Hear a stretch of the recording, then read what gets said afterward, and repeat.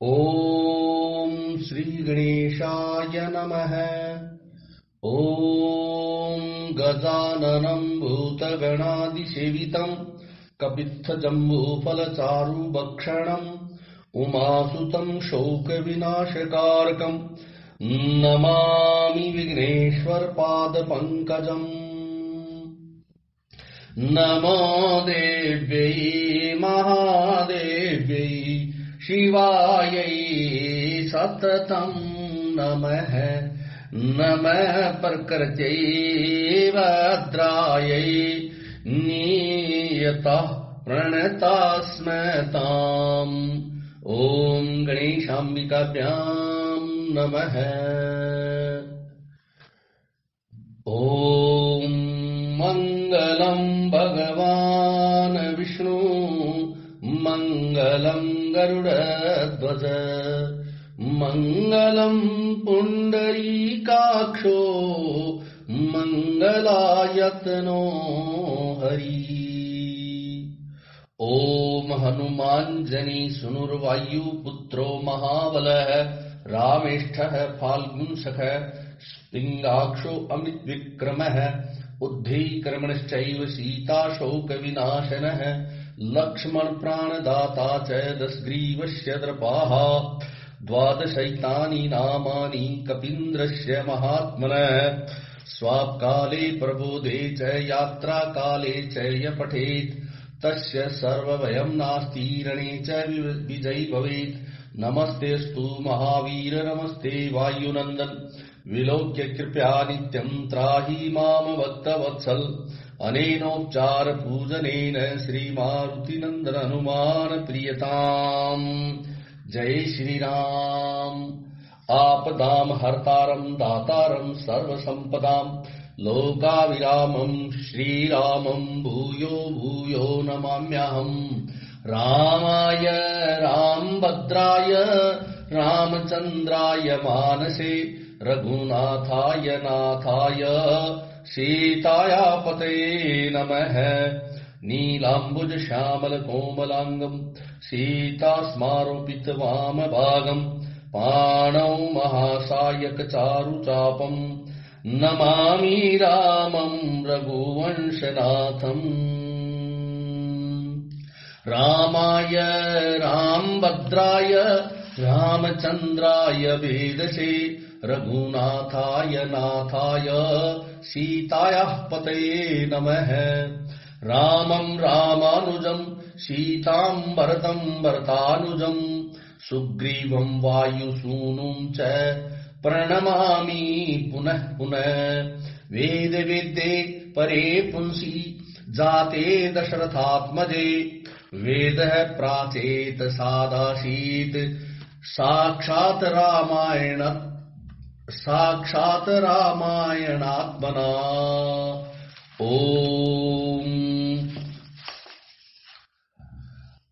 तृतीय सर्ग है वाल्मीकि मुनि द्वारा रामायण काव्य में निबद्ध विषयों का संक्षेप से उल्लेख।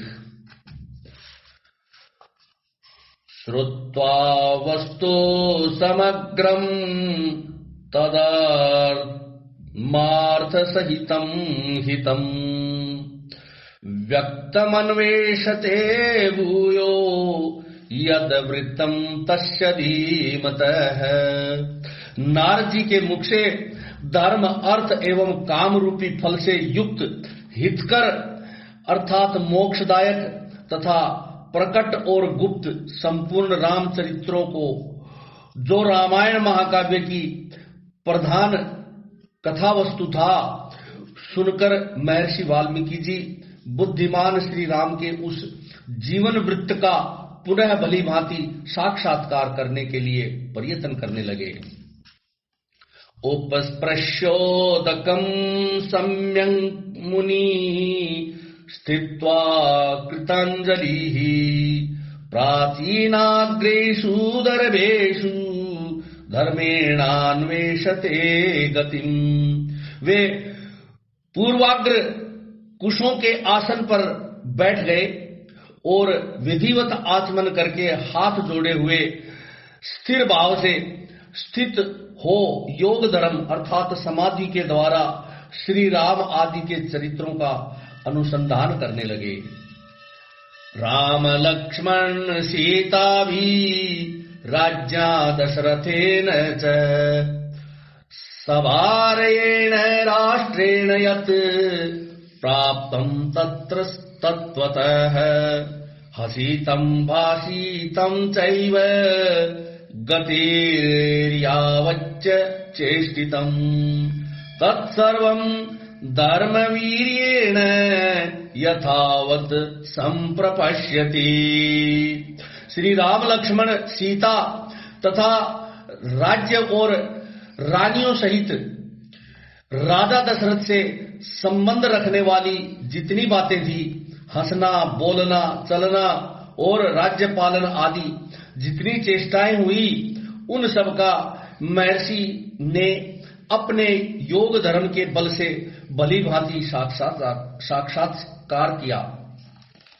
स्त्री तृतीयेन च तथा यत् प्राप्तं चरतावने सत्यसन्धेन रामेण तत्सर्वं चान्ववैक्षत। सत्य प्रतिज्ञा श्री रामचंद्र जी ने लक्ष्मण और सीता के साथ वन में विचरते समय जो जो लीलाएं की थी, वे सब उनकी दृष्टि में आ गई। ततः पश्यति धर्मात्मा तत्सर्वं योगमास्थितः पुरा यत् तत्र निवृत्तं पाणावामलकं यथा। योग का आश्रय लेकर उन धर्मात्मा महर्षि ने पूर्व काल में जो जो घटनाएं घटित हुई थी, उन सबको वहां हाथ पर रखे हुए आंवले की तरह प्रत्यक्ष देखा। तत्सर्वं तत्त्वतो दृष्ट्वा धर्मेण स महामतिः अभिरामस्य रामस्य तत्सर्वं कर्तुमुद्यतः। सबके मन को प्रिय लगने वाले भगवान श्री राम के संपूर्ण चरित्रों का योग धर्म अर्थात समाधि के द्वारा यथावत रूप से निरीक्षण करके महाबुद्धिमान महर्षि वाल्मीकि ने उन सबको महाकाव्य का रूप देने की चेष्टा की। कामार्थ गुण संयुक्तम धर्मार्थ गुण विस्तरम समुद्रमिव रत्नाढ्यम सर्वश्रुति मनोहरम स यथा कथितं पूर्वं नारदेन महात्मना रघुवंशस्य चरितं चकार भगवान मुनिः। महात्मा नारद जी ने पहले जैसा वर्णन किया था, उसी के क्रम से भगवान वाल्मीकि मुनि ने रघुवंश विभूषण श्री राम के चरित्र विषय रामायण काव्य का निर्माण किया। जैसे समुद्र सब रत्नों की निधि है, उसी प्रकार यह महाकाव्य गुण, अलंकार एवं ध्वनि आदि रत्नों का भंडार है। इतना ही नहीं, यह संपूर्ण श्रुतियों के सारभूत अर्थ का प्रतिपादक होने के कारण सबके कानों को प्रिय लगने वाला तथा सभी के चित्त को आकृष्ट करने वाला है।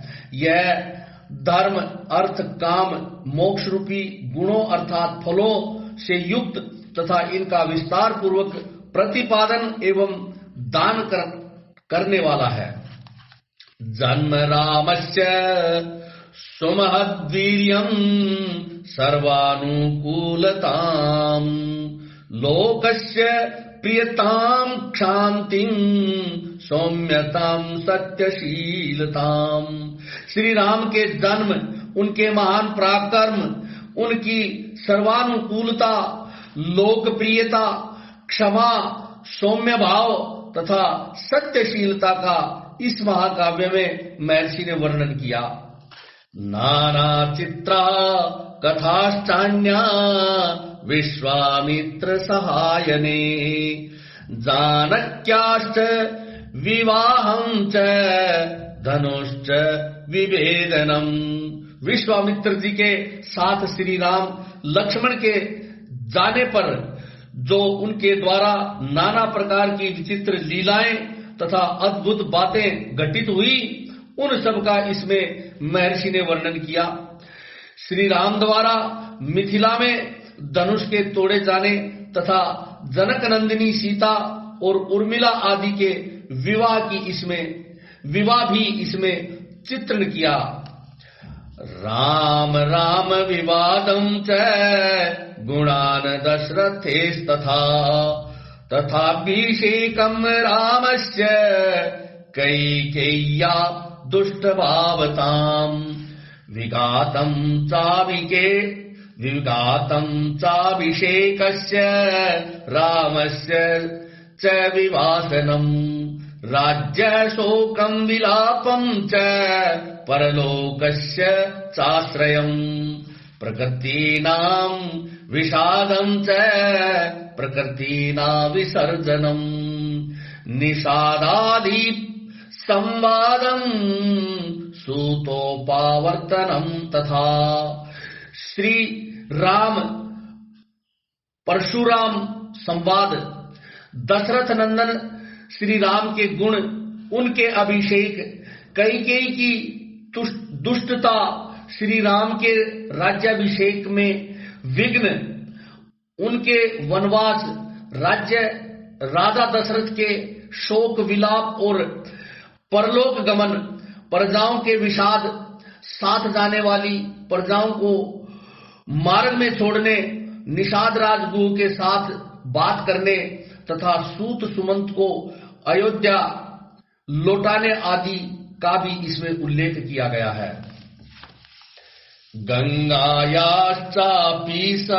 संतारम् भरद्वाजस्य दर्शनम् भरद्वाजाभ्यनुज्ञान चित्रकूटस्य दर्शनम् वास्तुकरं निवेशं च भरतागमनं तथा प्रसादनं च रामस्य पितुश्च सलिलक्रियाम् पादुकाग्र्याभिषेकं च नन्दे ग्रामनिवासनम् दण्डकारण्यगमनं विराधस्य वधं तथा दर्शनं शरभङ्गस्य सुतीक्ष्णेन समागमम् अनुसूया समाख्यां च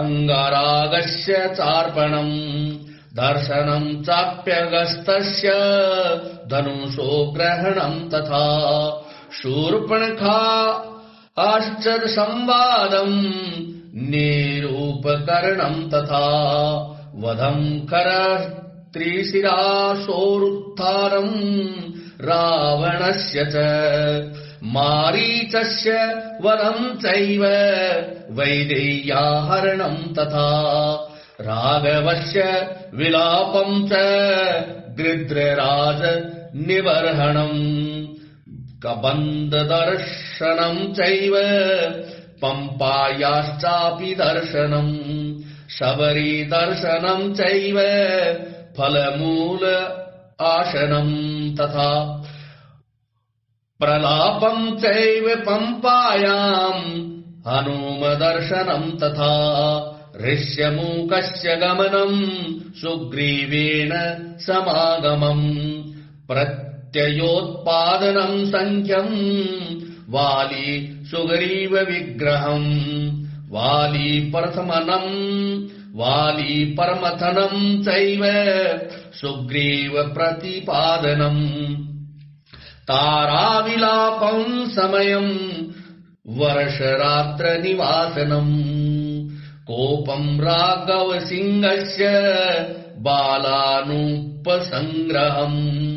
दिश प्रस्थापनं चैव पृथिव्याश्च निवेदनम् अंगुलीय कदानं च ऋक्षस्य बिलदर्शनम् पर्योपवेशनं चैव सम्पातेश्चापि दर्शनम् पर्वतारोहणं चैव सागरस्यापि उल्लङ्घनम् समुद्र वचनाच्चैव मैनकस्य च दर्शनम् राक्षस सीतर्जनं चैव अच्छायाग्रस्य दर्शनम् सिंहिकायाश्च निधनम् लङ्कामलय दर्शनम् रात्रौ लङ्का प्रवेशम् च एकस्यापि विचिन्तनम् अपान भूमि गमनम् वरोधस्य दर्शनम् दर्शनम् रावणस्यापि पुष्पकस्य च दर्शनम् अशोकवनिकायानम् सीतायाश्चापि दर्शनम् अभिज्ञानम् प्रदानम् च सीतायाश्चापि भाषणम् राक्षसीतर्जनम् चैव त्रिजटा स्वप्नदर्शनम् मणिप्रदानम् सीताया वृक्षभङ्गम् तथैव च राक्षसी विद्रुवम् चैव किङ्कराणाम् निबर्हणम् ग्रहणम् वायुसूनोश्च लङ्कादाहविगर्जनम् प्रतिपल्वनमेवाथ मधूनाम् हरणम् तथा राघवाश्वासनम् चैव मणिनिर्यातनम् तथा संगमम् च समुद्रेण नलसेतोश्च वन्दनम् प्रतारम् च समुद्रस्य रात्रौ लङ्कावरोधनम् विभीषणेन संसर्गम् वधोपाय निवेदनम् कुम्भकर्णस्य निधनम् मेघनाद निबर्हणम् रावणस्य विनाशनम् च सीतावाप्तिमरे पुरे विभीषणाभिषेकम् च पुष्पकस्य च दर्शनम् अयोध्यायाश्च गमनम् भरद्वाज समागमम् परेषणम् वायुपुत्रस्य भरतेन समागमम् रामाभिषेक आद्बुद्धयम् सर्वसैन्यविसर्जनम् स्वराष्ट्र रञ्जनम् चैव वैदेह्यश्च विसर्जनम् अनागतम् च यत् किञ्चित् रामस्य वसुधातले तच्चकारोत्तरे कावे वाल्मीकिर्भगवान ऋषि। श्री राम आदि का गंगा के पार जाना, भारद्वाज मुनि का दर्शन करना, भारद्वाज मुनि की आज्ञा लेकर चित्रकूट जाना और वहां की नैसर्गिक शोभा का अवलोकन करना, चित्रकूट में कुटिया बनाना, उसमें निवास करना, वहां भरत का श्री राम से मिलने के लिए आना, उन्हें अयोध्या लौट चलने के लिए प्रयत्न करना अर्थात मनाना, श्री राम द्वारा पिता को जलांजलि दान, भरत द्वारा अयोध्या के राज सिंहासन पर श्री रामचंद्र जी की श्रेष्ठ पादुकाओं का अभिषेक एवं स्थापन, नंदीग्राम में भरत का निवास, श्री राम का दंडकारण्य में गमन, उनके द्वारा विराट का वध, शरभंग मुनि का दर्शन, सुतीक्षण के साथ समागम, अनुसुईया के साथ सीता देवी की कुछ काल तक स्थिति, उनके द्वारा सीता को अंगराग समर्पण, श्री राम आदि के द्वारा अगस्त्य का दर्शन, उनके दिए हुए वैष्णव धनुष का ग्रहण, शूर्पणखा का संवाद, श्री राम की आज्ञा से लक्ष्मण द्वारा उसका विरूपकरण अर्थात उसकी नाक और कान का छेदन, श्री राम द्वारा खरदूषण और त्रिशिरा का वध, शूर्पणखा के उत्तेजित करने से रावण का श्री राम से बदला लेने के लिए उठना, श्री राम द्वारा मारीच का वध, रावण द्वारा विदेह नंदिनी सीता का हरण, सीता के लिए श्री रघुनाथ जी का विलाप, रावण द्वारा वृद्धराज जटायु का वध, श्री राम और लक्ष्मण की कबंध से भेंट, उनके द्वारा पंपा सरोवर का अवलोकन, श्री राम का सबरी से मिलना और उसके लिए उसके दिए हुए फल मूल को ग्रहण करना, श्री राम का सीता के लिए प्रलाप, पंपा सरोवर के निकट हनुमान जी से भेंट, श्री राम और लक्ष्मण का हनुमान जी के साथ ऋष्यमुख पर्वत पर जाना, वहां सुग्रीव के साथ भेंट करना, उन्हें अपने बल का विश्वास दिलाना और उनसे मित्रता स्थापित करना, वाली और सुग्रीव का युद्ध, श्री राम द्वारा वाली का विनाश, सुग्रीव को राम राज्य समर्पण, सुग्रीव को राज्य समर्पण, अपने पति वाली के लिए तारा का विलाप, शरत काल में सीता की खोज करने के लिए सुग्रीव की प्रतिज्ञा, श्री राम का बरसात के दिनों में माल्यवान पर्वत के परसरवन नामक शिखर पर निवास, रघुकुल सिंह श्री राम का सुग्रीव के प्रति क्रोध प्रदर्शन, सुग्रीव द्वारा सीता की खोज के लिए वानर सेना का संग्रह, सुग्रीव का संपूर्ण दिशाओं में वानरों को भेजना और उन्हें पृथ्वी के द्वीप, समुद्र आदि विभागों का परिचय देना, श्री राम का सीता के विश्वास के लिए हनुमान जी को अपनी अंगूठी देना, वानरों को ऋक्ष बिल अर्थात स्वयं प्रभा गुफा का दर्शन, उनका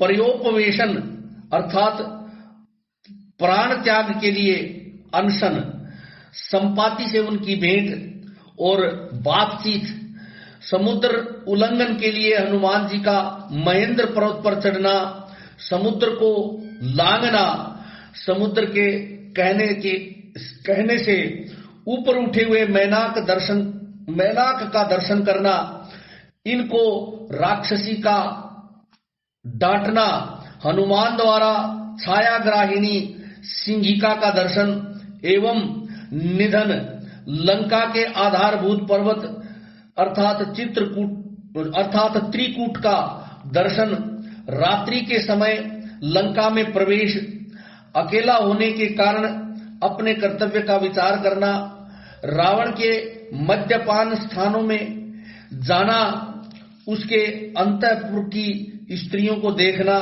हनुमान जी का रावण को देखना, पुष्पक विमान का निरीक्षण करना, अशोक वाटिका में जाना और सीता जी के दर्शन करना, पहचान के लिए सीता जी को अंगूठी देना और उनसे बातचीत करना, राक्षसियों द्वारा सीता को डांट फटकार, त्रिजटा को श्री राम के लिए शुभ सूचक स्वप्न दर्शन, सीता का हनुमान जी को चूड़ामणि प्रदान करना, हनुमान जी का अशोक वाटिका के वृक्षों को तोड़ना, राक्षसियों का भागना, रावण के सेवकों का हनुमान के द्वारा संहार, वायुनंदन हनुमान का बंदी होकर रावण की सभा में जाना, उनके द्वारा गर्जन और लंका का दाह, फिर लौटती बार समुद्र को लांघना, वानरों का मधुवन में आकर मधुपान करना, हनुमान जी का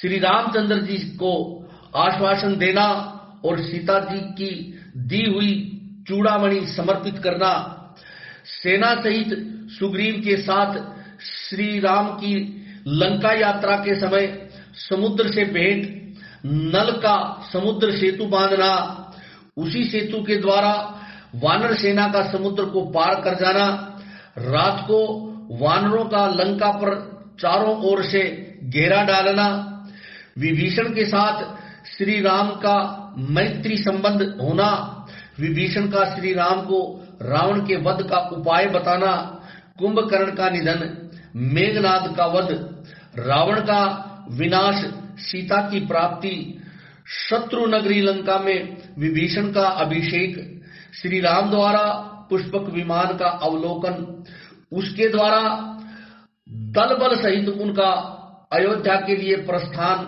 श्री राम का भारद्वाज मुनि से मिलना, वायुपुत्र हनुमान को दूत बनाकर भरत के पास भेजना तथा अयोध्या में आकर भरत से मिलना, श्री राम के राज्याभिषेक का उत्सव, फिर श्री राम का सारी वानर सेना को विदा करना, अपने राष्ट्र की प्रजा को प्रसन्न रखना तथा अपनी प्रसन्नता के लिए ही विदेह नंदिनी सीता को वन में त्याग देना इत्यादि वृत्तांतों को एवं इस पृथ्वी पर श्री राम का जो कुछ भविष्य चरित्र था उसको भी भगवान वाल्मीकि मुनि ने अपने उत्कृष्ट महाकाव्य में अंकित किया।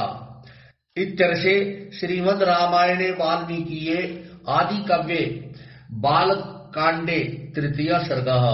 इस प्रकार श्री वाल्मीकि निर्मित आर्ष रामायण आदि काव्य के बालकांड में तीसरा सर्ग पूरा हुआ। चतुर्थ सर्ग है महर्षि वाल्मीकि का 24,000 श्लोकों से युक्त रामायण काव्य का निर्माण करके उसे लव कुश को पढ़ाना, मुनि मंडली में रामायण गान करके लव और कुश का प्रशंसित होना तथा अयोध्या में श्री राम द्वारा सम्मानित हो उन दोनों का राम दरबार में रामायण गान सुनना। प्राप्त राजस्य रामस्य वाल्मीकिर् भगवान ऋषि चकार चरितम कृत्सनम विचित्र पदमर्थवत। श्री रामचंद्र जी ने जब वन से लौटकर राज्य का शासन अपने हाथ में ले लिया, उसके बाद भगवान वाल्मीकि मुनि ने उनके संपूर्ण चरित्र के आधार पर विचित्र पद और अर्थ से युक्त रामायण काव्य का निर्माण किया। 24 सहस्राणि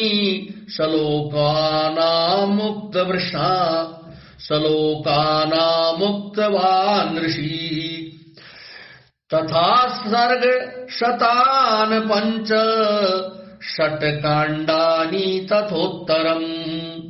इसमें महर्षि ने 24,000 श्लोक, 500 सर्ग तथा उत्तर सहित 7 कांडों का प्रतिपादन किया है। कृत्वा तु तन्महाप्रज्ञ सभविष्यं सहोत्तरम चिंतायामास को न वेतत् पर्युञ्जीयादिति प्रभु। भविष्य तथा उत्तरकांड सहित समस्त रामायण पूर्ण कर लेने के पश्चात सामर्थ्यशाली महाज्ञानी महर्षि ने सोचा कि कौन ऐसा शक्तिशाली पुरुष होगा जो इस महाकाव्य को पढ़कर जन समुदाय को सुना सके। तस्य चिन्तयमानस्य महर्षेर् भावितात्मन अगृणीतां ततः पादो मुनि वैशे कुशीलवौ। शुद्ध अंतःकरण वाले उस महर्षि के इस प्रकार विचार करते ही मुनि वेश में रहने वाले राजकुमार कुश और लव ने आकर उनके चरणों में प्रणाम किया।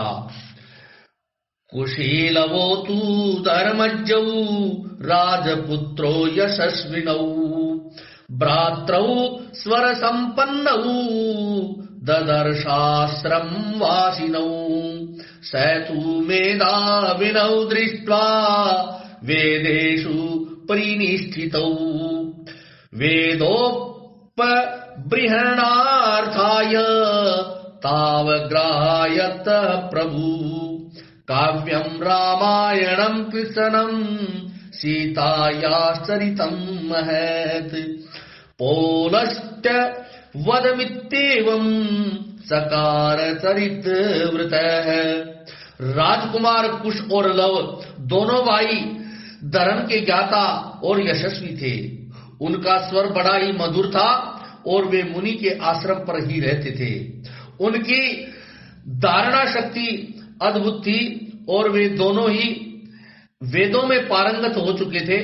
भगवान वाल्मीकि ने उनकी ओर देखा और उन्हें सुयोग्य समझकर उत्तम व्रत का पालन करने वाले उन महर्षि ने वेदार्थ का विस्तार के साथ ज्ञान कराने के लिए उन्हें सीता के चरित्र से युक्त संपूर्ण रामायण नामक महाकाव्य का, जिसका दूसरा नाम पोलष्टवध अथवा दशानन वध था, अध्ययन करवाया।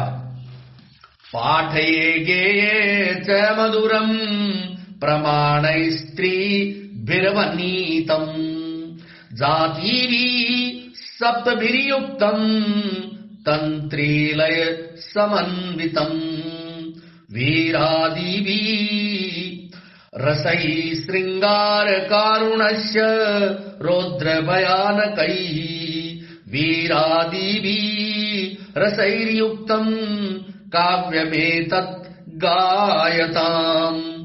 यह महाकाव्य पढ़ने और गाने में भी मधुर, द्रुत, मध्य और विलंबित है।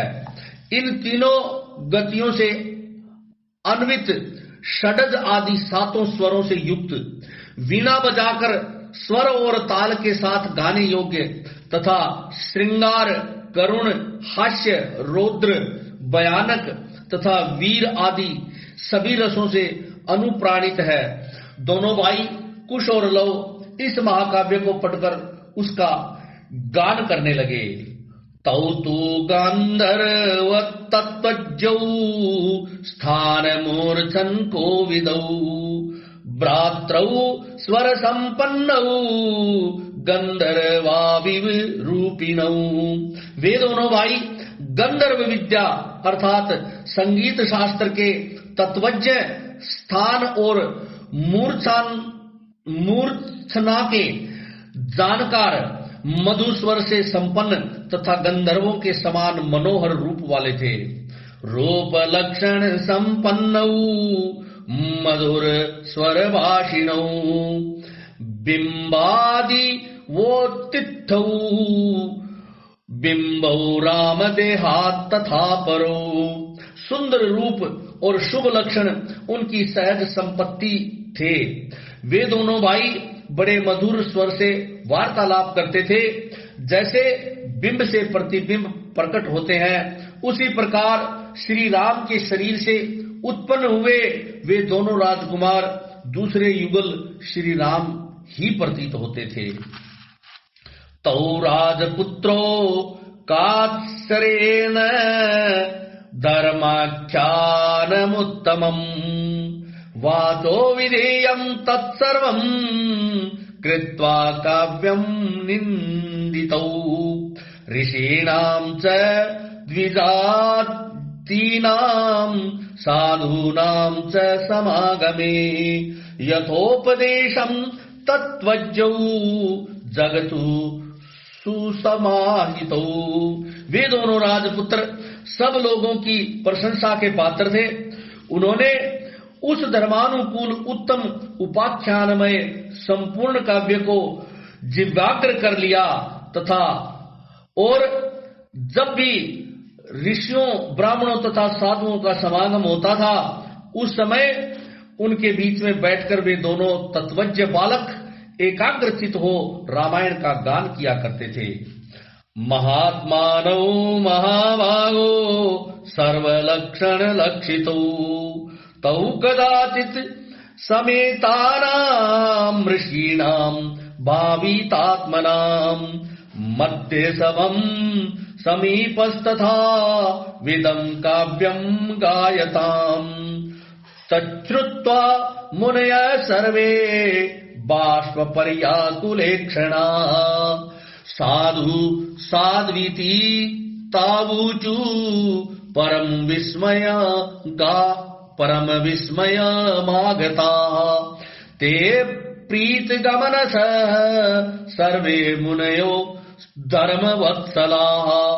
एक दिन की बात है, बहुत से शुद्ध अंतःकरण वाले महर्षियों की मंडली एकत्र हुई थी।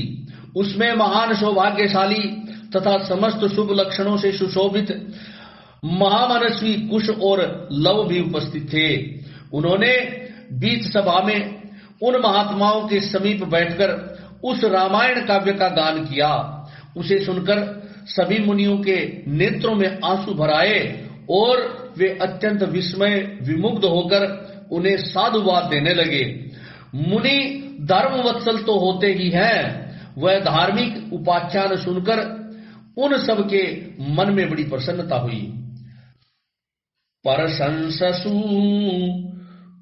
परशंससु परशस्तव्यो गायमानो कुशीलवो अहो गीतस्य माधुर्यम् श्लोकानां च विशेषतः। वे रामायण कथा के गायक कुमार कुश और लव की जो प्रशंसा के योग्य थे इस प्रकार प्रशंसा करने लगे। अहो, इन बालकों के गीत में कितना माधुर्य है, श्लोकों की मधुरता तो और भी अद्भुत है। चिरनिवृत्तमप्येतत् प्रत्यक्षमिव दर्शितम् प्रविश्य तावुभौ सुष्ठु तथा भावं गायताम् सहितो मधुरं रक्तम् संपन्नम स्वर संपदा। यद्यपि इस काव्य में वर्णित घटना बहुत दिनों पहले हो चुकी है, तो भी इन दोनों बालकों ने इस सभा में प्रवेश करके एक साथ ऐसे सुंदर भाव से स्वर संपन्न राग युक्त मधुरगान किया है कि वे पहले की घटनाएं भी प्रत्यक्ष सी दिखाई देने लगी हैं, मानो अभी अभी आंखों के सामने घटित हो रही हों। एवं परशस्यमानौ तौ तपशलाधैर्महर्षिभिः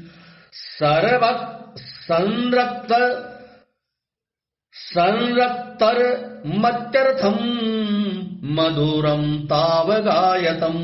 इस प्रकार उत्तम तपस्या से युक्त महर्षिगण उन दोनों कुमारों की प्रशंसा करते और वे उनसे प्रशंसित होकर अत्यंत मधुर राग से रामायण का गान करते थे।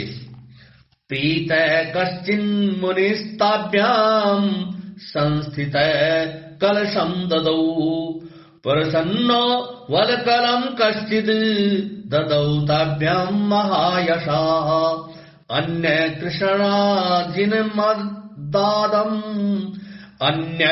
कृष्णाजिनं दाद यज्ञसूत्रं तथा परः। उनके गान से संतुष्ट हुए किसी मुनि ने उठकर उन्हें पुरस्कार के रूप में एक कलश प्रदान किया। किसी दूसरे महायशस्वी महर्षि ने प्रसन्न होकर उन्हें उन दोनों को वलकल वस्त्र दिया।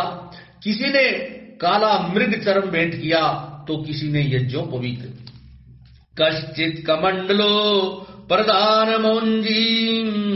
न्यो महामुनिः ब्रीसीमन्यस्तदा प्रादात् कोपिन् परो मुनिः ताभ्यं ददौ तदाहृष्ट